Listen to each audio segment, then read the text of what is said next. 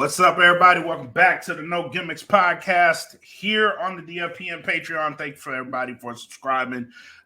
Just for you guys, we got a treat for you tonight. Fabulous Frankie D, you did it again, man.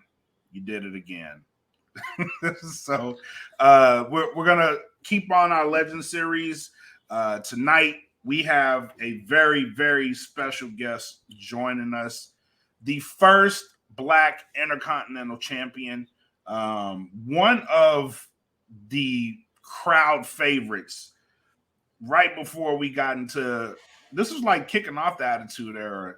Yeah, he came in around the new generation. Yep. Of the WWF. Yeah, and one of the names, like to this day, when you say his name, it brings you back to a time period. I remember hearing we got this interview and I was like, damn, man, like I remember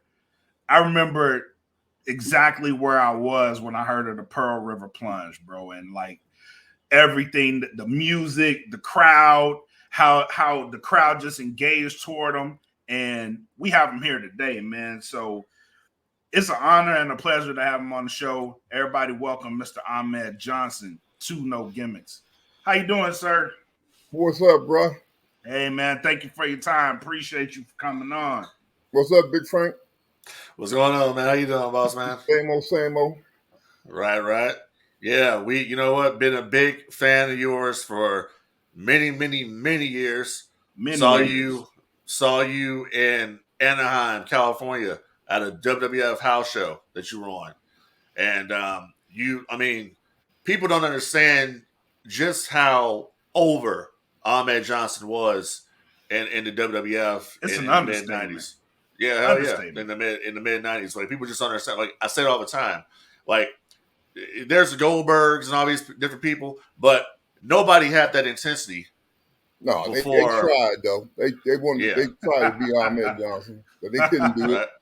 Right. Couldn't duplicate that. The intensity I had was deep down in my soul, man. They can't reach that. No, man.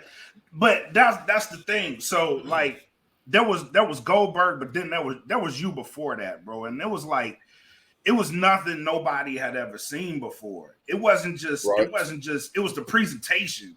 It was like when they see you, it's like, God, dog, like this guy's a power. And that's how they built you as a powerhouse. You know what I'm saying? Right. Like, and you couldn't help but the intensity, you couldn't help but gravitate towards it. And on top of that, if you look at the locker room, man, when you were there in the WWF at the time, it was a very, the guys were a lot smaller. You know, you had Bret Hart there, you had Shawn Michaels there, but then you had a couple standouts like yourself, Psycho Sid, Kevin Nash as Diesel. You know, you had Razor Ramon, Big Ben. Yep, Vader was there. I think at the time too, they brought Warrior back as well and all that. Yeah. But you were there in the clubs for that. But your career actually started a little bit before that. You started right here in Texas as part of Global. Yeah, I'm Pusky trained me. Okay. So you went through this school, the wrestling school, with two notable names. Considered one of the best tag teams ever. That's Booker T and Stevie Ray. You went through that with them, right? We all went to school together, man. Wow. How was that? It was cool. Me and Booker didn't get along. You know, once he got out of prison, we didn't get along at all, man. I don't know if he was jealous because I was, being Stevie's backup for all them years or what his deal was. But I think he was just jealous, man. Wow. It's funny. You know what? I'm gonna keep it 1,000, man. Like just hearing some of the stories about Booker T, I kind of soured on Booker T a little bit. You know what I'm saying? Like I thought Booker did a lot in WCW, during that time, during the Monday Night War. But just hearing some of the stories, bro, like hearing I can't. You remember when we was at the Rumble at the Alamo Dome this year? I'm like, I ain't even pop for. My reaction to Booker T is his on Instagram. Yeah, my reaction is on Instagram because it's like my thing is this, man. It's like when you were there, and I'm gonna just from what I saw, okay, you were pretty much the only black wrestler they had in the federation at the time that they were Thank pushing. you for saying that. Most people don't realize that. No, people don't realize that. You're the only black wrestler they were pushing. And then I remember when Ron Simmons comes in as Farouk Assad with the blue getup on, and he kicked the shit out of you. Right. You know, and messed you up. And I talked to somebody about this, and I'm like, you know, the way it used to be in the business, and maybe you can answer this, the way it used to be in the business is that if there was one black wrestler in the territory, another black wrestler would come in and be like, I want that spot. So they'll take him out. This dude came in, and I'm a Ron Simmons fan. I'm a Ron Simmons. Ron Simmons, the first black heavyweight champion, WCW. Right. Hell of an accomplishment. I'm not taking it away from him, but I'm calling it like I see it. When you were at the top of your game as the Intercontinental Champion, on your way to being the WWF Champion, he cut that shit short. Yes, he did. And that was, to me, that was targeted. And I don't know how you feel about that. I mean, what do you think about that? Well, that's what I was going to ask. He said on the podcast that he was jealous. He did admit that he was jealous when he gave me that kick. So, you know, after the kick, you know, we kind of, you know, I gave him that slam through the table at the Chicago street fight. Right. And it broke his rib, and then his rib punctured his lungs. Shit. So I was trying to get some payback for what he did to me. Right. And do you feel like your career would have been different had that not happened to you? Yes. Totally different. Wow. Yeah, because after that, I remember you were there.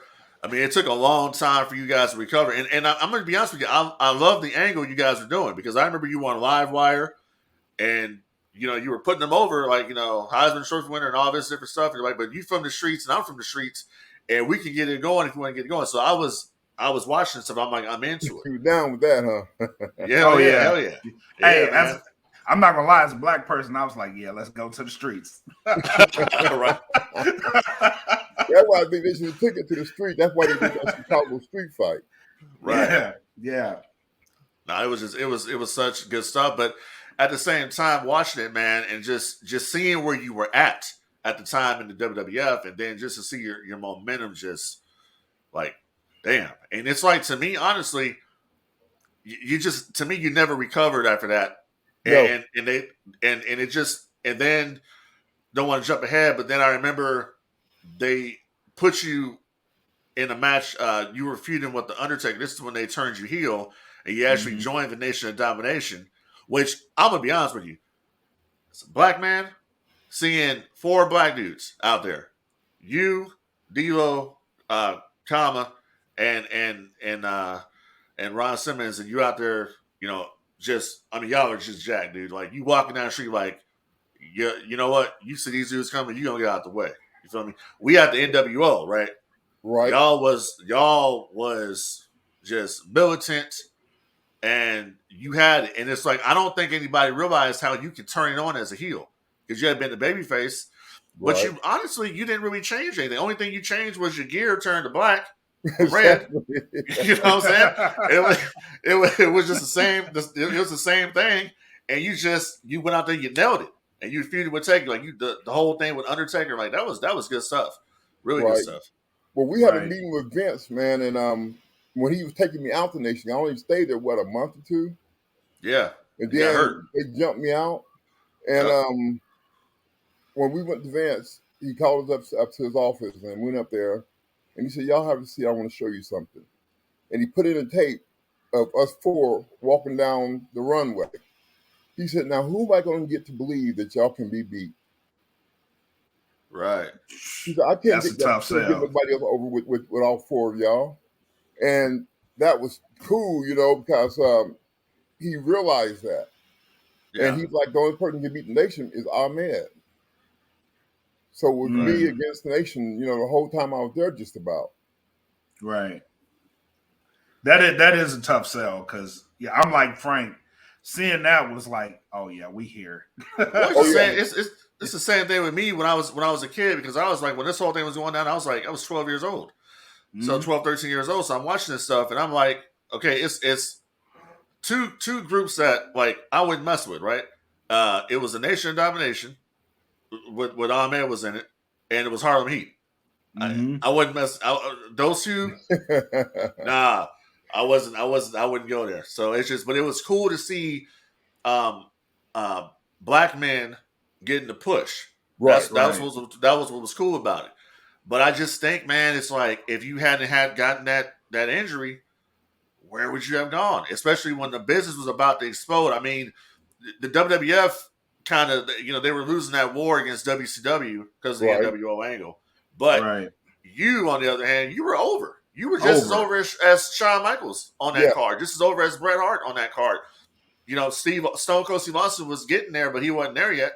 Right. But you were there, and then this dude comes in and just shuts you down, man. Like, I want that spot. That's how I look at it. I want that spot. Right. Exactly. Do you think that had that not happened, y'all had an opportunity to do business? Yeah, for sure.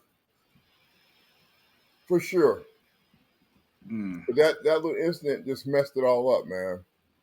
Yeah, because that it screams money. Because after that, I didn't trust him in the ring after he kicked me in my kidney. I didn't trust him in the ring anymore after that. You know what I'm saying? So he was stiff, I got stiff. Of course, you ain't going to hear about me being stiff, not him. And what he did, he fell in line with the rest of them boys who, I man's too rough. He's doing too slick. He's doing this. He's doing that. And it was just because they were scared to get in the ring with me. Because they knew I wasn't for the bull. Did you ever have any instances where people would go to like Vince McMahon or somebody like that and actually complain on you and try to like stop? Like let's just say, for instance, if you were doing a program with someone and they say, okay, and they were a member, like, I don't know, you were working with Triple H or somebody like that, and Triple H is real close to Shawn. Would Shawn go back and say something to Vince about, hey, this dude's too rough? Kind of like we did to Vader and squash Vader's push. Right. Yes. Shawn Michaels stopped me from getting the world belt, man, because they were going to give it to me. What they were going to do was I was going to have a match with Undertaker, and then Shawn's going to have a match with Undertaker. Shawn's going to be Undertaker, then going to set me and Shawn up for the world belt. Oh, my God. That Shawn Michaels went to Vince McMahon and told him that he didn't think that the audience was ready for a black champion. Wow. Yeah. Oh, just thinking of that matchup right now, back then would have been crazy. It would have gave the WWF the jump it needed because it would have been something different. I mean, look what they did at WCW. Look at Watts, and let's keep it 1,000. Bill Watts, everybody knows Bill Watts. Mm-hmm. Bill Watts had his biggest star in Mid-South was Junkyard Dog. All right. He the only reason why they put the belt, and this is not, I'm not knocking Ron Simmons or anybody, but I've talked about this Taylor on a bunch of times. The reason they put the belt on Ron Simmons to begin with was because the NAACP was complaining about Turner not having any black champions. That's what it was. You know what I'm saying? So if you look at it at the time, you were because the only other prominent black superstar that had been in the WWF, there was Bad News Allen, Bad News Brown, and then Tiny Lister, Zeus. Those are the only two that I remember. Coco Beware.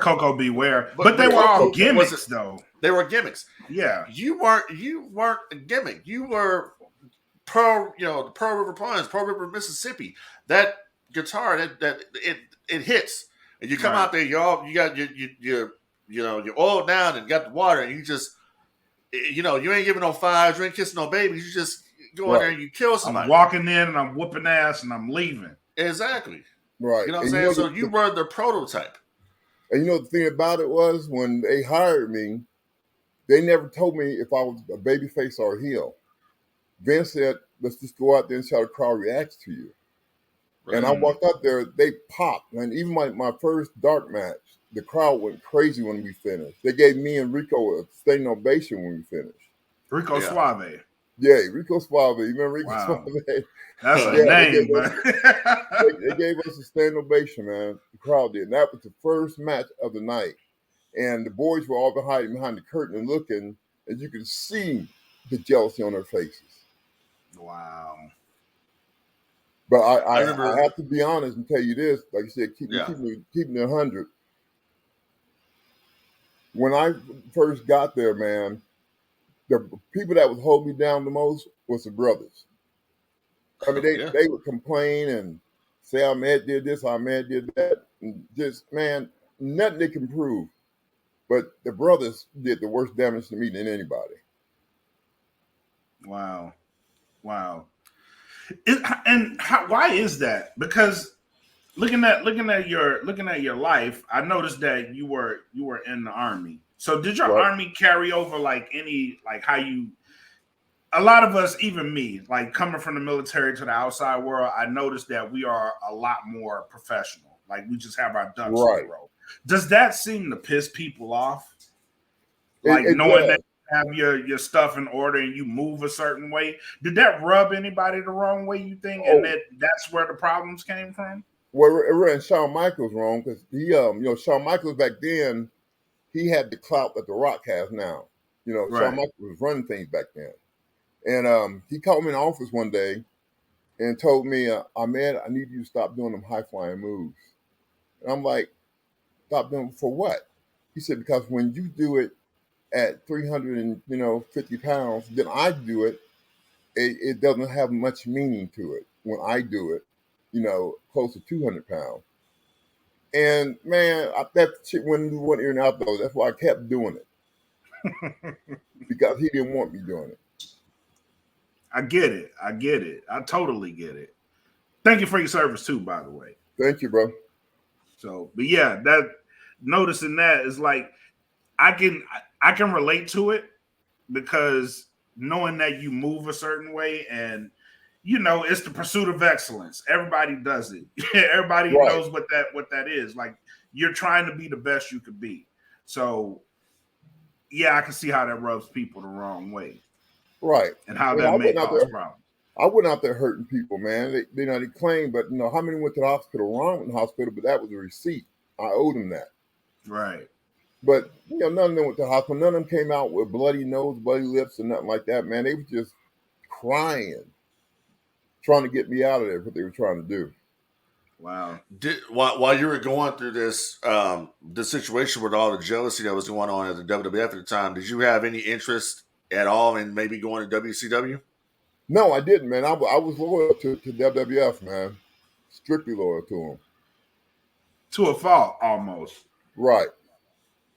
Because that around that time would have been the time to get going if it wasn't right. Because they probably would have got you out of there real quick. Right. Yeah, Yeah, I mean, they didn't like a black man holding the spot down like that, but the brothers didn't like it either. So, I'm not saying just the white boys didn't like it. The black dudes didn't like it. so have you heard the interviews with the likes of the Godfather, Mark Henry, and all these different guys that will basically just no uncertain terms just bury you, say that basically Ahmed Johnson didn't get it, and supposedly there was a fight between you and D'Lo Brown in the locker room where Man, D'Lo stretched you. I know you've heard these stories, so that's why I want to well, get you on yeah. here on No Gimmicks and clarify all Please this bullshit. clarify this one. First of all, if D'Lo would have beat me in the locker room, don't you know every dirt sheet, every paper, every body in the back, the boys would have been talking about it. But Right. nobody said that but the nation. As in Saudi will tell you. Oh shit. So Vega will tell you it didn't happen. Nobody's seen this but Mark, and D'Lo and Farouk. Right. And Now it makes sense because yeah. that was just some more of their bull, man, trying to get me down, trying to get over, And So it's it's like, funny, the rumors yeah, didn't start until after I left. If you notice that, nobody yeah. said that happened when I was wrestling. Nobody said I was stiffing them while I was wrestling. When I left is when most of the complaints came and all this back and forth, talking about I've been up in the locker room and man, give me a break. If D'Lo would have beaten the locker room, they'd have pushed him instead of me. I wish D'Lo Brown would try something like that, man. Yeah, he said he loves you, but you just didn't get it. He said he loved me. He said he loves you, but you just didn't get it. That's what he said. It wasn't. That's what he said. It's like they tell the same story about you just not getting it. Matter of fact, before we started this, I was on the YouTube and I saw an interview with the Godfather, Charles Wright, and he said basically that Vince was a mark for your body, and that was it. He's like big muscle guy. Well, he said, quote unquote, fake big muscle guy is what he said. Whatever the hell that means, and. Yeah, that's what he said. I don't know what that means, but that's what he said. I don't know what it means either. Yeah, so I don't know, but they say they just say he didn't get it. And he said they tried. They said they tried with you in the Nation of Domination. It didn't work. They put you out of the Nation, brought Rocky in the Nation. They should tell the truth why it didn't work. Vince counseled that, not me. Yeah, and they should be honest about that.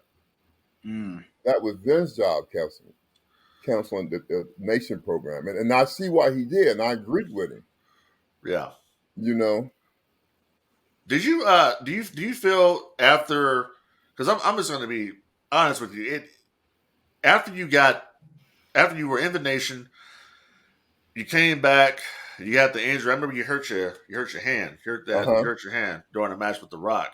But I just felt like the momentum was gone with the crowd. Like I watch a lot of this stuff on the network now, on the WWE Network, and you watch these shows, and it's like the by the time 97 gets around, the pops are mild for Ahmed Johnson, and I just feel like you got screwed, bro. They squandered you. If you look back on that, that's what I can see it right there. They had something, and they squandered it. And you can see it. A lot of that was due to the talk backstage. Yeah. Going back telling Vince this, that, and other, and so on. But most of the talk backstage was bull because when I went to WCW as Big T, I was out of shape. I wasn't wanting to wrestle no more. I gave it all up. And then Stevie called me and asked me to come tag with him. And I was like, no, man, I can't do that. I'm not in shape. But then Vince Russo called me and we set up a meeting and they talked me into doing it. Yeah. But I was a Big T man. I didn't want to wrestle no more after Big T. Yeah, you had lost love for it. Yeah. And no, you can tell. You can tell when you showed up as Big T. As Big T, people were shocked because you came in as part of Harlem Heat 2000. Right. So I'm not gonna lie to you. I marked all the way the fuck out for that. It was good shit. When I saw it, I marked out. I was like, oh my God, yes. Yes. Yeah, but by the time you got there, unfortunately, by the time you got to WCW, the tide had turned. It wasn't like what it was before back during when you were in the WWF, they were hot. Now you come in and Russo, and it's the Russo Bischoff administration. You're in the middle of the New Blood angle. Yeah.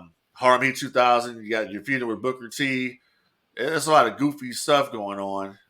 But I thought as a unit, as a package, man, y'all were badass. But as you can tell by looking at your face and just your reactions being there, just wasn't in it. You didn't want to be there. It wasn't the same. Like your Big T, you're Tony Norris, we know that. But Big T comes in, and you think about Ahmed Johnson, like, oh, here comes Ahmed Johnson, but it's not the same. Ahmed Johnson. It's you're heavier. You put on a lot more weight at this point because like you say, you didn't want to. They called you. You didn't call them looking for a job. They called you to say, hey, we want to bring you in for this for this angle, and you come in WCW, and it just didn't work. And I remember they were trying to do something with you at the end there when you guys broke up Harlem Heat 2000, and you were gone. After that, it was it. The person that didn't want me there was Booker T. He was the only one with Bischoff complained that he didn't want me to come in. because he thought I was going to steal some of his heat. That's crazy, man. Yeah, like I said, man, it's the brothers that did the most damage. And you know what? Because it means more coming from them. Huh? It meant more. It meant more coming from them. Yeah. Like it hurt more. You know what I'm saying? Right. It's like they're going to management. It's one of our own. We don't even want them here. Exactly. Well, that's how it goes, bro. That's what I was saying earlier. It's like if you look back to the business, there's only so many black guys on the roster. Mm-hmm. You know what I'm saying? That's just what it was. Like I heard the stories of Bill Watts, and you would have Ernie Ladd in there or whatever, and say, "Oh, how many ends we got on the card tonight?" You know what I'm saying? That's the way that's how they thought. You know what I'm saying? When I got in there, Bill Watts tried to name me Buck. Oh shit. That's crazy. He tried to name me Buck. That is crazy. Vince told him no. That wasn't happening. Buck was a slave. They used slaves and stuff. Mm-hmm. Yeah. And just like the Harlem Heat went in WCW, they started getting out. It was called the Runaways, and they had came out in chains. Mm-hmm. Yeah, had Colonel Parker leading them out. Yeah. I remember that. That was so racist, man. It's a very racist business. One question that I did have, speaking of Ahmed Johnson, when you and Vince created Ahmed Johnson, correct? Right. So did you know when you created this name that it was going to be so over with the Muslim community? Because it was. I didn't. You ain't lying. When I went to Kuwait, man, the fans went crazy. And I was, listed as the main eventer, and we sold that stadium, a big soccer stadium. We sold it out. Yeah, you won the Kuwaiti Cup. Yeah, them Muslims were all about Ahmed, man. They were about nothing else but Ahmed. But it's the same thing happened in Africa and even in Germany. It's just a big name abroad. Yeah, they just came out, to see Ahmed Johnson, Wow. So what exactly led to your departure from the WWF? Well, my place was sick, very sick. Mm-hmm. She was dying of cancer, and and they had its angle worked out to where I was supposed to be lynched by the Truth Commission. Wow. A South African group. Apartheid just got done with South Africa with apartheid. Yep. And they wanted me to be lynched on national TV. Man, I couldn't go for that. Nah. Hell no. You can go for that. No, but you know later on, okay, it's funny you bring that up. Because later on somebody was lynched on WWF television. It was Boss Man. WrestleMania 15, Boss Man. Undertaker hung a noose around his neck from the Hell in a Cell. Yep. But that's what they wanted to do to me, man. Was hang me. They out their damn mind. And that would not have gone over well. It's like they got no idea what we've been through. Yeah. And that just made me mad when they wanted to lynch me, man. Yeah. I don't even know why they really can. Those two things are the reason I walked away from WWF. Wow. I don't even know why they would even conceive an idea like that. Like who gets over doing that? It's like that angle they did with Terry Reynolds with the miscarriage. Who gets over? Like, how many tickets is that going to sell? Like, is that like exactly? You know what I mean? Right. At the time, it's like let's capitalize because they did a lot of that. Let's capitalize on something wild and ridiculous, like when Flying Brian died, they brought his wife on television, like stuff like that. And it's just like we don't need the shock TV, but lynching a black man is like crazy. That's the craziest idea. Well, the crazy part about it is they have the balls to come up to Ahmed Johnson and say, "Hey, we got a hell of a creative idea for you tonight. We're gonna have the South militant group here, the Truth Commission, and they're gonna tie a noose around you, and we're gonna hang you on Monday Night Raw." Make that a trip. No wonder they were getting their asses. No wonder they were getting their asses destroyed by WCW. Yeah. That and losing your sister, I'm pretty sure. Yeah, that'd have took me out the game. I got to go. I went to Vince's office, man, at the arena we was at, and I asked him, was that true they were gonna lynch me? And he said, well, yeah, it's an angle we want to get over. I said, no. I didn't. We didn't argue. We didn't fight. I just got my bag and left. So, I mean, at this point, I remember they did you did an angle on Raw with Stone Cold Steve Austin, where you came out there. I mean, Austin had Stone Cold stunned you the week before, so you came out there. You did you did an angle with Austin, and then it was supposed to be a match. But you said in that promo, because all the fans at this point, they were on Steve Austin's side. They were booing you, and that's when you said, I don't need fans. And it goes back to what you said a little while ago when you said Vince never said you're going to be a babyface or a heel. So it didn't matter. You said, I don't need fans. I've been on my own since I was 13, on my own, doing my thing. So I was actually looking forward to the match that was supposed to happen later on Raw, and it didn't happen. You got laid out by Kane. Right. Steve Austin was another one that I heard didn't want to work me. But we worked together in Kuwait. Me and Steve did, where I beat him in Kuwait, and I don't know, man. It was just some bad blood around there, man. Well, listen, dude. I mean, it's just that you hear the stories from so many wrestlers that were in that era. It was a Shark Tank, man. It's just you hear the stories of Triple H jealous of The Rock, Shawn Michaels and him jealous of The Rock, Punk and The Rock backstage. Trying to hold him down. The Clique, because when you came in, that's another thing I was asking you. When you came in, the Clique were still there, very prevalent in the very active, very active. So how was that? You know what I mean? Dealing with, did you have any interactions with the Clique at all? No, none. Let me tell you something. When I got there, I knew I was green. Okay. And I figured one of the boys would take me under the wings. One of the brothers would take me under the wings and show me the ropes and stuff. And the reason I say that I didn't get it because I didn't go out drinking with them, I didn't go out smoking with them, I didn't go party with them. And then they say, oh, he was difficult. That's why they said I was difficult. Because you stayed to yourself. Yeah, I stayed myself. And then I had the show where Ultimate Warrior came.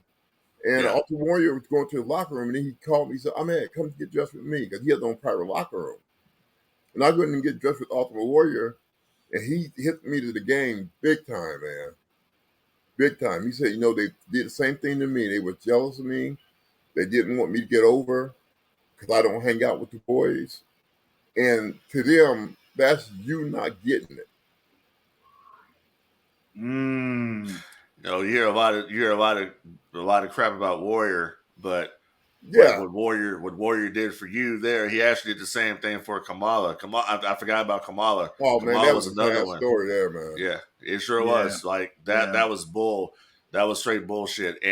But Warrior had Kamala stay with him, like riding his limo and all that. He says, "Hey, you can ride with me, brother, because Vince is paying for all this stuff, so I don't mind." And just hearing the stories back in the day about Kamala, had to be separate over here from everybody else, and it's just like, it's whatever. But the thing about it was, with Kamala was he did a match.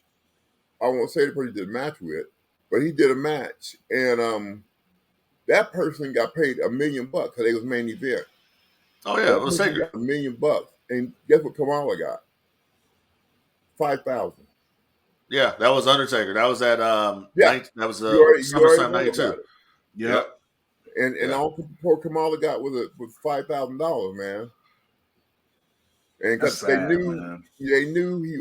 I talked to him maybe a month before he passed, and brother, he was hurting so bad until he went out and he said that he's hunting squirrels for something to eat. Jeez. He was doing just that bad, man, and not one person reached out to him. And they still ain't got him in the Hall of Fame. That's sad. Well, We all know the deal with the Hall of Fame, man. It's whoever Vince likes today. That's who goes Yeah. to the Hall of That's Fame. why I call it the Hall of Shame, man. Yeah, yep. You're not even in there. That's a travesty. That you're not. Exactly. First black champion, and I'm not in there. Yeah, he's not. Ahmed Johnson's not in there. Sid Vicious ain't in there. Like all these dudes. Not in there. Yeah.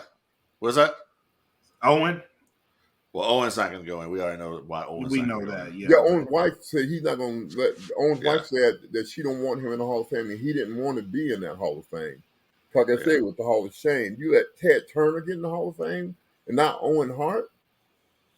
Come on, man. It's crazy, man. It's crazy. Exactly. What did Ted? I mean, not Ted Turner, Donald Trump, when he came and did that haircut match, and that's all he did, and he made the Hall of Fame from that. Come on, man. Yeah, he's in what is it? The celebrity wing, I guess, of the Hall of Fame. Yeah. Yeah. Oh, they say, well, what is that? Well, they'll say, well, Donald Trump's always had a relationship with the company. You know, they WrestleMania 4 and 5 were at Trump Plaza back in the Atlantic day. City, Atlanta City, so he did that or whatever. But does that constitute to say, oh yeah, well, you can go in the Hall of Fame, but hey, Bad News Island, you didn't really do nothing over here, so we're not going to put you in it. You know what I'm saying? Right. Sid Vicious, you didn't do nothing. Lex Luger, you didn't do nothing. Right. Hey, we'll put Barry Windham in, but you come in as a horseman, not on your own. But they can't say I didn't do nothing because like I said, if I had got that belt, okay, and I was out drinking and doing drugs and smoking, dog, they would have shitted all over me, and every black wrestler would come after that. That's the thing. That's the thing. Yeah, but I carried the belt well. And that's when Vince got the bright idea, hey, we can push a black wrestler. And I won the belt in Green Bay, Wisconsin. And it was like, out of all places, you win a belt. I won it. And they popped big time, man. Well, it's no different than like you go back and watch when Ron Simmons won the WCW belt, they popped big time. Like it was black people and white people out there celebrating this situation because it's something you don't see. Exactly. It's a big thing. Now it happens. It's not really a big deal anymore because you get black shamers all the time. We've seen that with Bobby Lashley. We've seen that with Big E. You've seen that with The Rock. Booker T, Mark Henry. The list goes on and on. All these people. So actually, what's your opinion of Mark Henry? Because Mark Henry is another one that says you just. You know what? It's funny. He never had a bad word for me when I was wrestling. He never, not one bad word when I was wrestling. Then all of a sudden, I quit, and I get all these crazy podcasts of him talking shit. And why he did that, dog, I couldn't tell you. Yeah, he told a story. He told a story on some podcast. I don't know where it was, but he said the story was completely. The timeline was off. Timeline was ass backwards, and he said something about Ron was out for like 9 months or some shit, 8 months, and he was riding with Teddy Long and all that, and I'm like, this is wrong because number one, Teddy Long was in WCW during this time. He wasn't even. I sent this to because I'm friends with Teddy Long. I sent this to Teddy. I said, what the hell is this?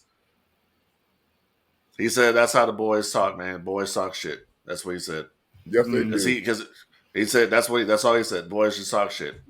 Because I'm listening to this and I know the story is BS because you're telling me that a guy you're riding with someone that doesn't work for the company. That's not there. Teddy didn't come into the company until late 98, 99 as a referee. He wasn't there yet. You were gone by that time. Exactly. So, he's the one pushing the D-Lo story too. Yeah, and he don't know. I never met Teddy Long. He's always nothing about me, man. Not Teddy. Not Teddy. Mark did. Oh yeah, Mark signed off on that shit, man. And Karma signed off on it. And I'm like, when did this happen? And if it did happen, why didn't the wrestling fans hear about it? Because if I had stretched Ahmed Johnson in the locker room, I would have been bragging about it. Well, it would have been all over. It would have been every dirt sheet. Oh, yeah. Oh, it's That's still out there. it would still be a story because their stories are like such and such fought back then and they got their ass whooped, but nothing came out about Ahmed Johnson. No, I didn't. You never heard that story. I never Yeah. heard that story until hearing it on the podcast. But it's like the story that happened with Roddy Piper and Kevin Nash in WCW, where Piper went in there and tried to. I guess Piper went in there and tried to be a badass in Nash, and before Piper could do anything, Nash slapped the shit out of him, and then slapped him again. You know what I'm saying? So, but all these people were around that saw this. And they were like, wait a minute, Piper's supposed to be this big badass. He ain't doing shit.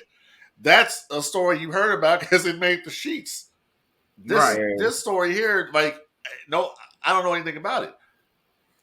And you let it go on, they'd be saying Piper beat up Nash. Right. Well, their way.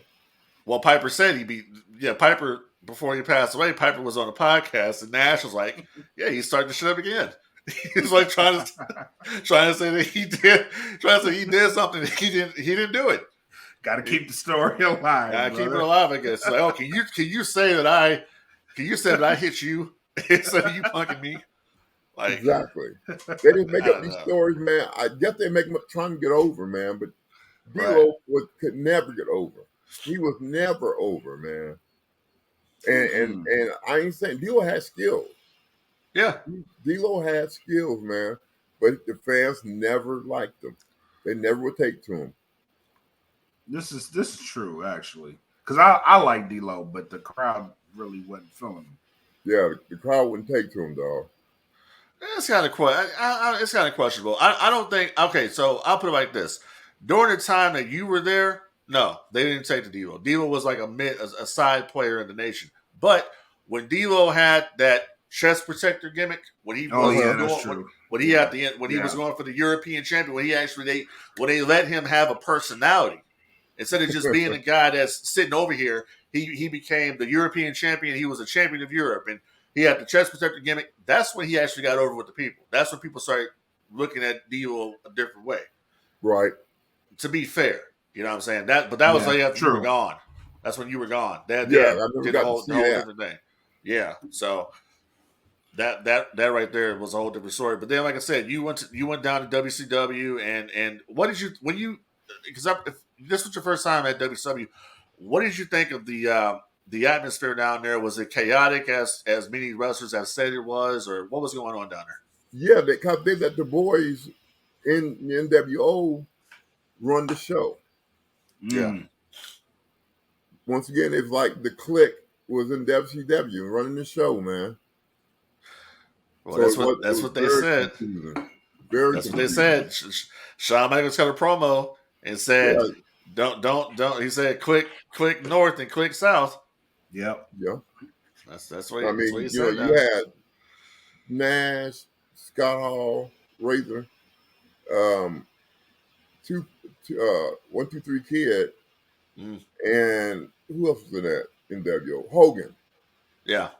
Now you got all them big names from one of the group, dog. Yeah, they was running shit, man. They ran that show. Right. Damn. Didn't miss with that one. No. So, do you see a scenario where everything can be reconciled and you get at least back into wrestling? Not even like a full-time gig, but is there a scenario that you could see yourself maybe if they offer you a Hall of Fame, get reconciled? Do you see that happening or no? And if the fans want it, I would probably do it. Or if the money got to be right though. Let's be straight up on that. The money got to be right though. Right.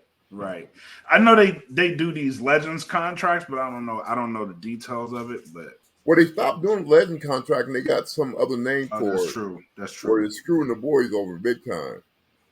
Oh yeah. They got some. I don't know what the name of it is, but they got some other new contract and they canceled the Legend contracts and started this new deal.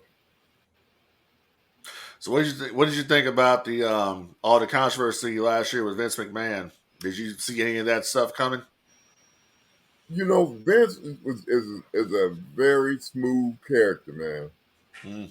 If he was doing it, we didn't notice. Right.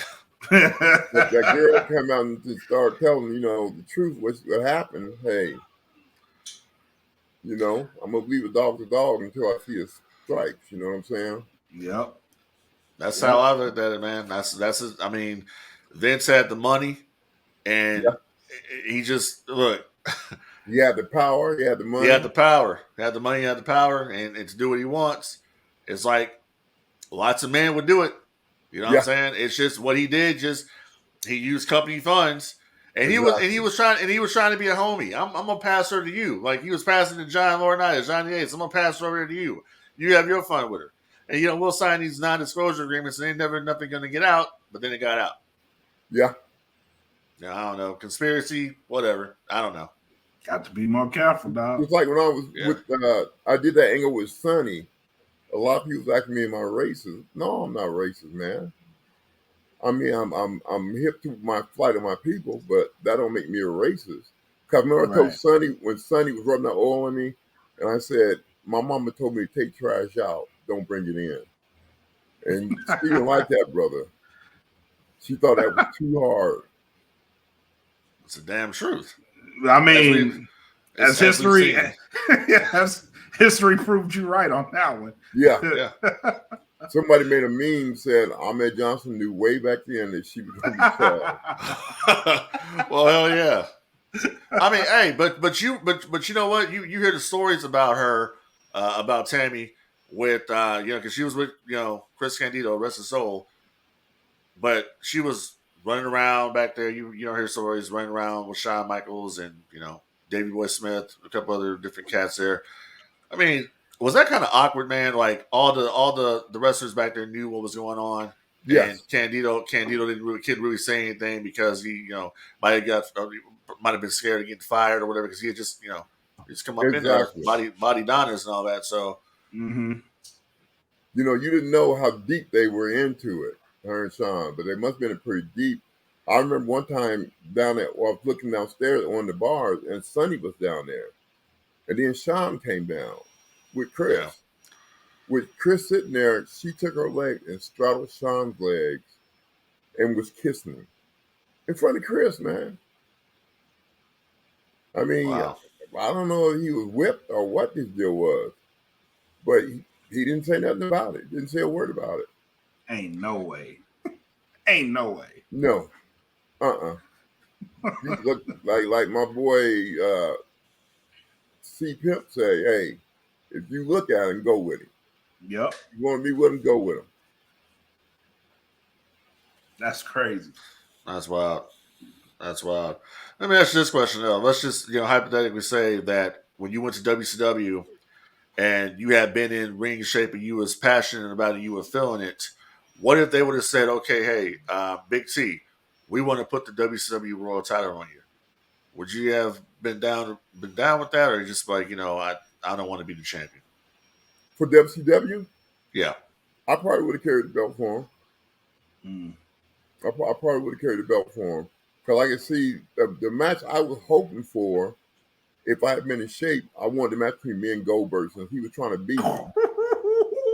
That would have been fire. Let him really be me so he could feel what it's like to be me. Right. But he got his little, his push, man, and that was it. Oh, can you imagine? It would have been money. Oh, that would have. There's just so many. That's what I'm thinking about. Like we have you on here right now. There's just so many matches that would have been money that just didn't happen. You versus Stone Cold Steve Austin would have been money, right? You know what I mean? You and Undertaker having that proper matchup. If you had not gotten injured, that would have been money. Yep, because I'm pretty sure they would have probably switched the belt because why not? Exactly.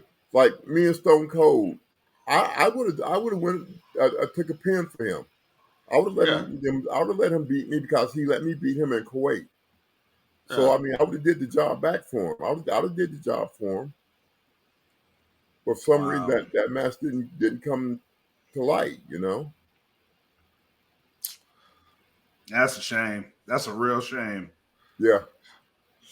Do you watch any of the current wrestling today, like WWE, AEW? Or are you just Dog, like, I I don't really might watch pop it? on it every now and then, but Yeah. I think they're taking that bloodline angle too far, man.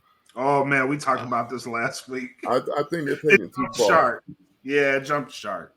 You know, it's like every match is a main event match. You know, and the boys have to come there in suits and ties. I heard that's Vince's orders that they have to show up in suit and ties.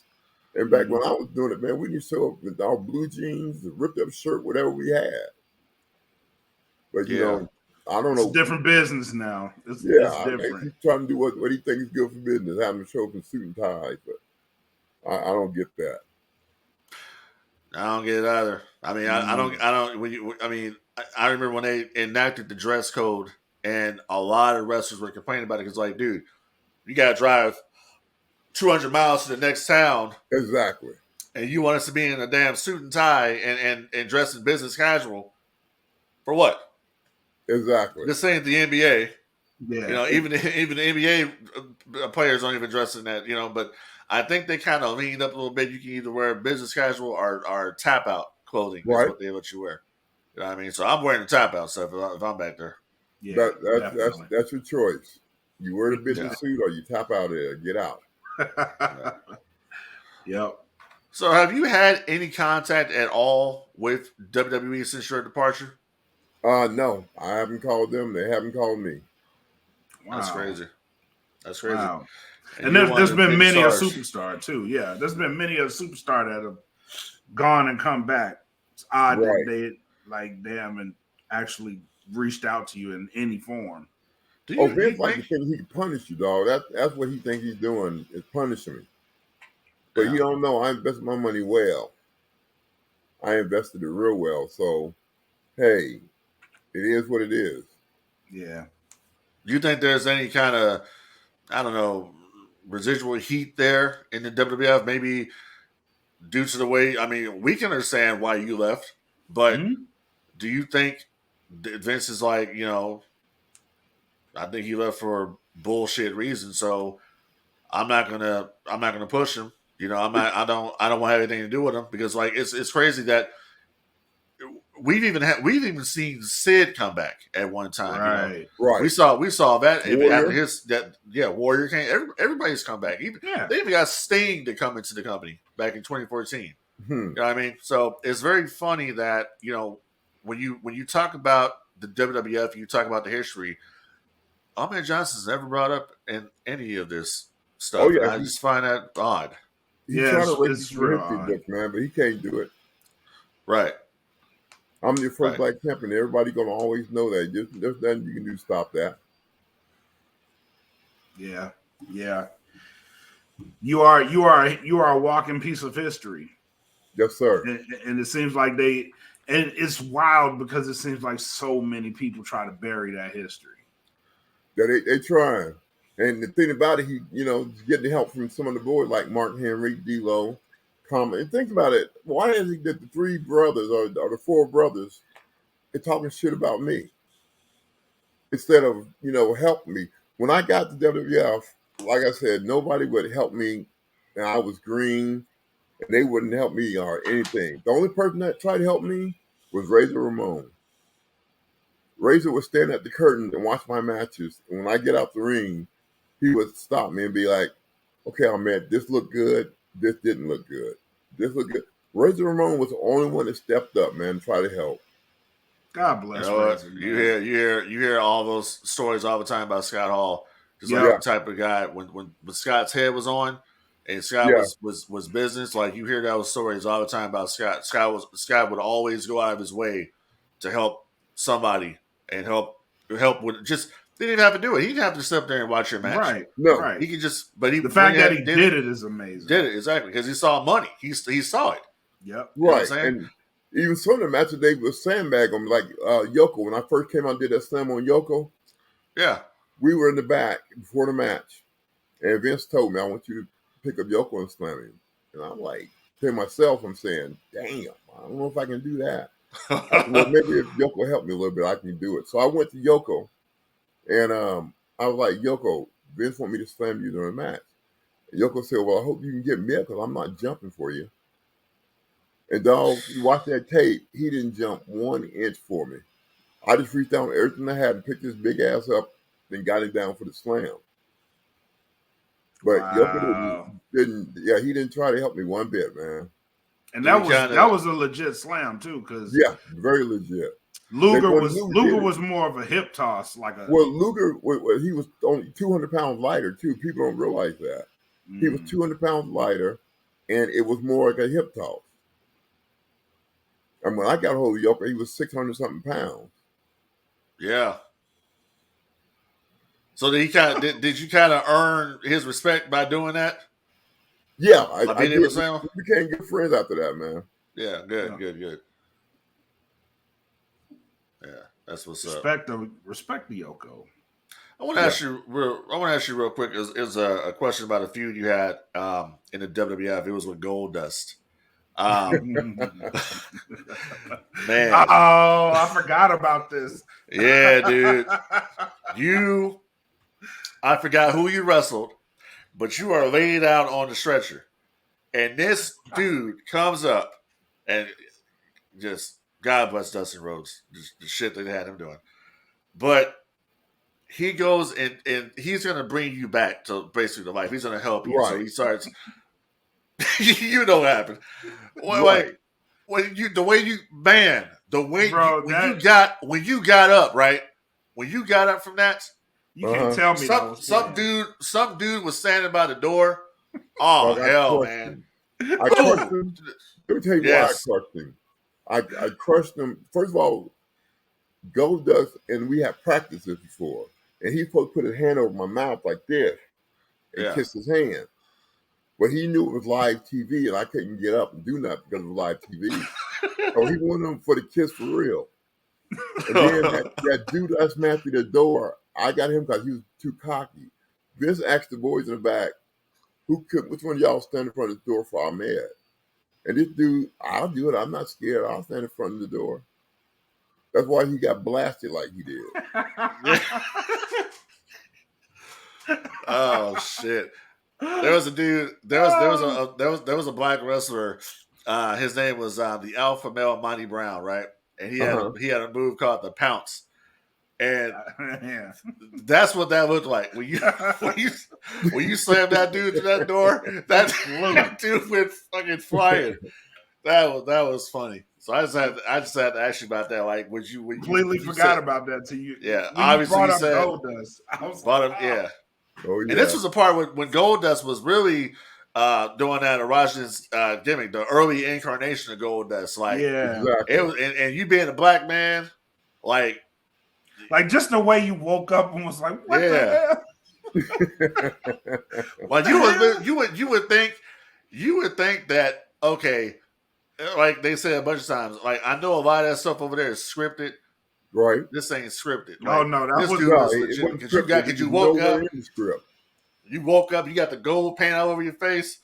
And you just flipped up and snapped. And I was like, I just remember that poor dude going through that door.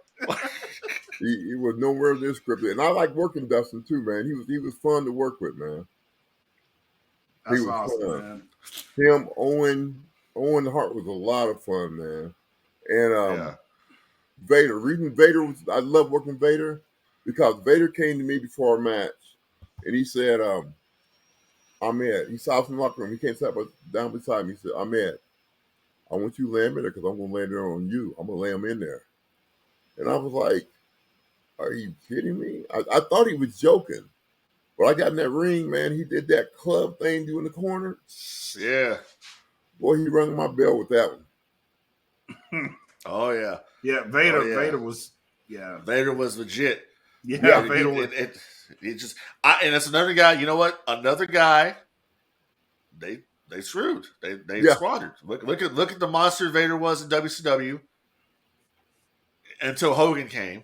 Right. And then look at him in the WWF with Shawn Michaels.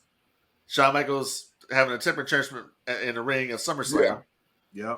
And it's, Vader forgets the spot or forgets to move, and Shawn Michaels like move and just whatever. You know what I mean? What's your opinion of Shawn today? They say Shawn's a changed man and all that, and you don't really hear a lot of stories about Shawn Michaels anymore. So what do you think about that? I know you're not even there, What do you think? I don't know.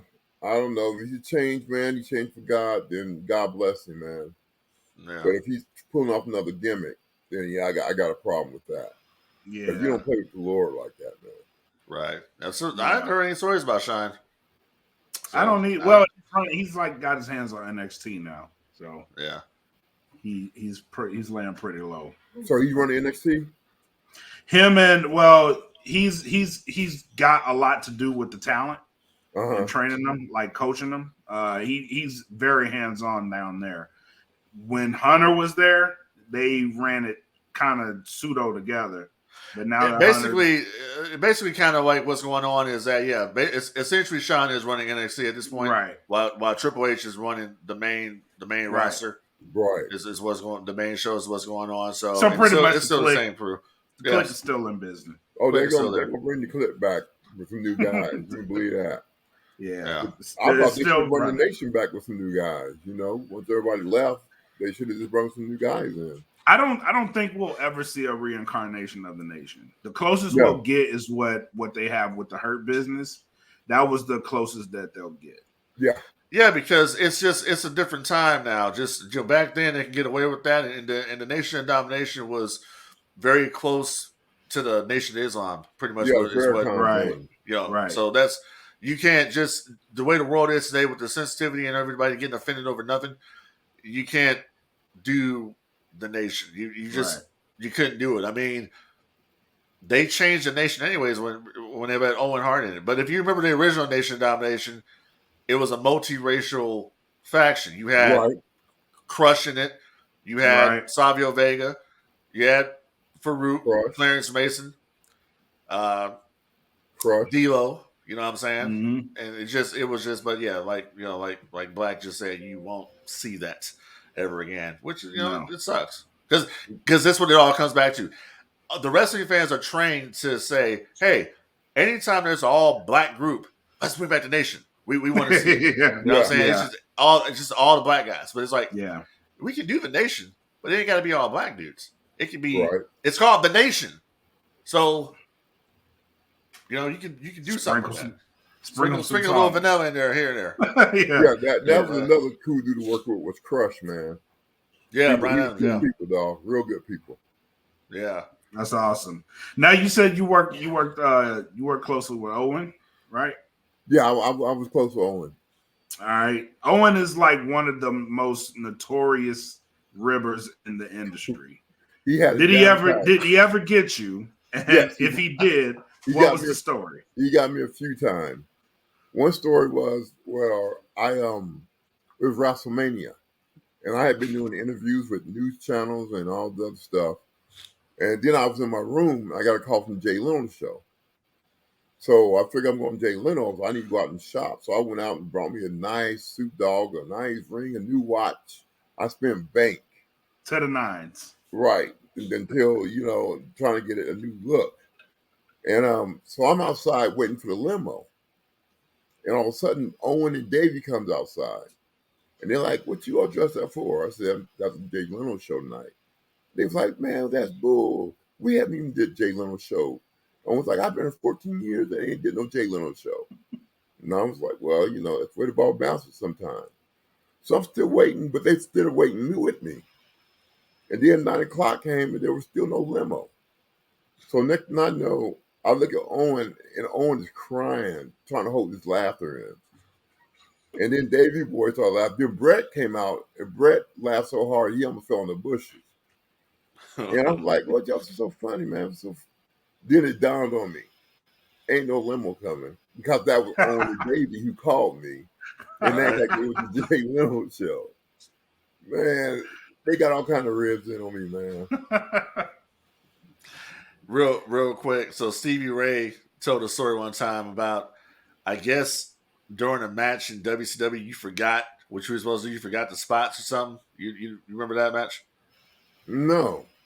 Yeah, he told a story a few years ago. He says, we were doing a match and man basically forgot what we were doing.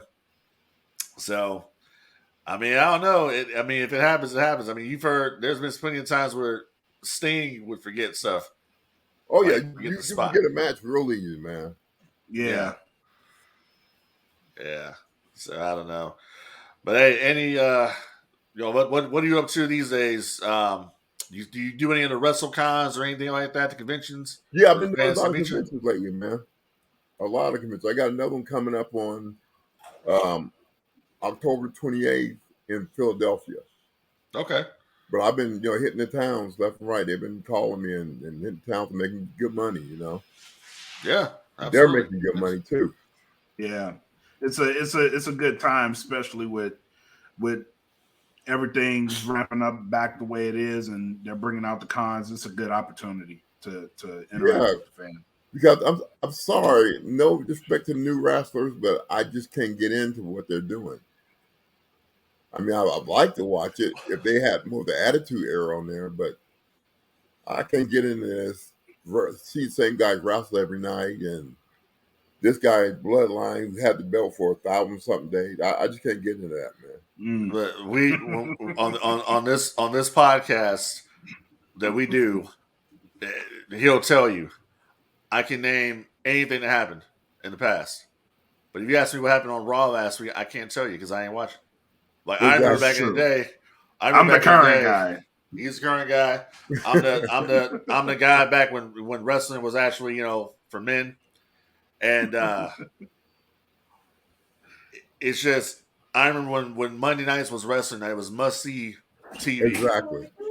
and it's just that is no more. I can skip Raw. I don't have to watch Raw. I don't need to keep up with the clips. If I'm watching SmackDown, it's just let me see what's going on with the Bloodline. But now the Bloodline's kind of jumped the shark a little bit. I watch a little bit of AEW. I try to go to as many shows as we can, and that's the thing, because we came to Texas from Cali, so we didn't realize how big wrestling is here in Texas. I mean, we know Divine Eric's, world class Right. and all that stuff, but we just did not know that every single weekend there is a wrestling show happening in Texas. Yeah. It's crazy how big wrestling is. Then we were at the Royal Rumble this year, and there was 51,000 of us at the Alamo Dome. Mm-hmm. Crazy stuff, man. It's just unbelievable how big it is here. So that's one thing I like. That's one thing I will say positive about Texas is that it's a big wrestling country. Yes, it is. Oh yeah, That's most good. definitely. Yeah. It's like church on Saturday. But y'all So- don't feel like they're taking that Bloodline angle too long, man? No, they definitely are. They definitely. And I'll point out. I'm gonna point out something real quick. The flaws in the story. So first, when the story happened, first it was the dudes, the Uso brothers didn't want to be tribal chief. They're looking at Solo to be tribal chief. But all of a sudden now Jimmy gets beat down. Jay wants to be tribal chief. They go to SummerSlam, have the match, him and Roman Reigns. There's supposed to be no interference in that match from family members. Nobody's supposed to interfere, but yet you got interference from Solo and you got interference from Jimmy, who then kicks his brother and then says the excuse they say, well, I didn't want you to become, as you said it because they bleeped it out on the show, I didn't want you to become an asshole like Roman Reigns. And I'm thinking to myself, this storyline has really jumped the shark now. Like this is like it's too much. It's too much now. Like it's too first much. it was interesting. Now it's dragging on. And then it's like, okay, like you just said about Roman being a champion, it's like we were talking on our podcast about we bring up the Road Warriors, right? And I always bring up the Road Warriors, and I say, listen, here was a problem with the Road Warriors back in the day.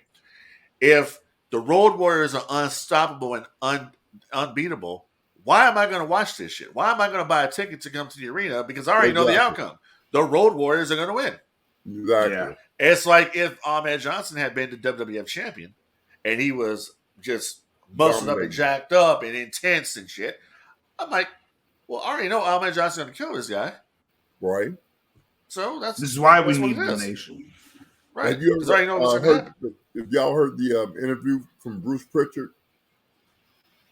Which one? Bruce Pritchard. Yeah, we know. Yeah, which interview did he do? He did an interview about me not too long ago, and I can't get mad at him because just about everything he said was true. Yeah. I was still green. I still had a lot to learn, but there was nobody to teach me. Death Mantell go around telling his lie that he tried to train me or teach me or something. I refused to let him train me. First of all, Dutch Mantel, you ain't no main eventer. Okay, if I get trained, I'm gonna be training somebody who's been there. So I don't Yeah, even I know did that he see let him that. hang around the locker room. Yeah, I did hear the Dutch Mantel. Yeah, I did hear that brother, recently on this podcast. he ain't never talked to me about training me. Yeah. Yeah, he's another one that says, "Oh, he did. Oh man, just he didn't get it." That's what he said. That's all. That's the consensus feeling here. Just oh man, just didn't get it. I wish It's somebody would almost code actually, for he didn't want to work with me. That's what I'm getting out of it. you know, Is that I the? want to get somebody that can tell you what he didn't get it means. Because he didn't get hanging out with the boys and, you know, being part of the boys was, you know, his part of the gimmick. Brother, I didn't hang out with nobody. And I think they didn't like that. And Warrior told me that backstage too, that he was the same way. He would go get a different motel where, you know, boys couldn't find him, and, you know, he'd do his thing on his own little private kick, you know. But the Warriors warned me about that, man. So it kind of like it basically what you're saying is that they just kind of felt like, you ain't really one of the boys. Pretty Exactly. much. Yeah, pretty Yeah, much. Exactly. that's how it is, man. Yeah, I All of mean, that, and it's sad because of I know the career could have been way more if it wasn't for that. Yes. Like that's the biggest tragedy of it all is that they pretty much hurt a great career. Yes. Like it could have been a potentially great career. Like you're already just being the first black champion. You're already in the history books, right? You're always going to be Right. revered as being the first black champion, singles Right. champion in WWE, right? Nobody can take that from you. But No. it's almost like, yeah, he's got that. But just imagine if the train would have kept rolling and people like just let the train roll. You know what I'm saying? you know Right. what I find very very ironic about the whole thing is that Ron Simmons. Like I said, nothing but respect for Ron Simmons. I have no problem with Ron. I'm calling him like it is. That's what we do in this podcast. Keep it 1,000. Ron Simmons basically essentially derailed your momentum, Yes. but he didn't even get the WWF championship. No. Right. They didn't That's lose him It's like for what? Why'd you do what you did? Yeah. That's And why I don't. you notice how when I left, how quick they went down. I mean, the crowd wasn't getting behind them. Nobody was believing the nation was the nation. And one of my dream matches was, man, I want the team with me and Ron Simmons as a tag team. That would have been devastating, man. Doom 2.0. That would have been devastating. I think they were heading in that direction, but then obviously whatever went down went down. But I think they were heading in that direction with you with the Nation Domination. If you go back and look at that stuff, that was just that group right there. That group of you, Ron, D'Lo, and Kama as the Nation of Domination, and Oh what you yeah. guys are doing. That was an unstoppable force right there. Yes, it was. But hey, people got other plans, and they just didn't go out the way it went out. So I don't know. But Ahmed, final thoughts for you, brother. What do you want to tell the fans out there, and you know, what do you want to put the stamp on your career here? Oh, first of all, man, I want to tell them don't believe all that crazy bull that's out there, because none of them guys will tell me in my face what they're saying now. And Right. second, man, I love and appreciate my fans, bro, big time. You Yeah. definitely got a fan over And here. you got fans, brother. You trust me. You got fans. I played WWE 2K23. All right. There are many Ahmed Johnson. There's people that create you on the game. Still creating you as a character. Yeah, I On the get that game. a lot on my Yeah. Facebook. There's a lot of people creating me on as a character. Yeah. So it's like, hey, 2K, WWE, like, why don't you reach out and actually get the real guy? Work with the man. To work with the man, get the real guy so we can put Ahmed in the game. Yeah, Yeah. Do some of these classic matches instead of trying to push somebody to the side as if they didn't exist. But that's the way it goes. You know, they can rewrite history all they want to. That's just what they do. Exactly. Yeah. Yep. Well, sir, we appreciate you for coming on the show. Thank you so much for giving us your time. This is one of the best interviews we've done. Thank you, bro. They keep getting better. So we appreciate you for coming on and giving us your time and telling your truth, because that was needed. We needed to hear your truth today. So we appreciate I appreciate y'all letting me get it out there, man. No problem. No problem. All, brother. You got a friend in us, so anytime you want to talk, man, we here. Cool. All right. All right, man. For everybody out there, thank you guys for tuning in to the No Gimmicks podcast here on the DFPN. Don't forget to like and subscribe. We'll be back with more. Until then, enjoy the fucking wrestling. Peace. Peace.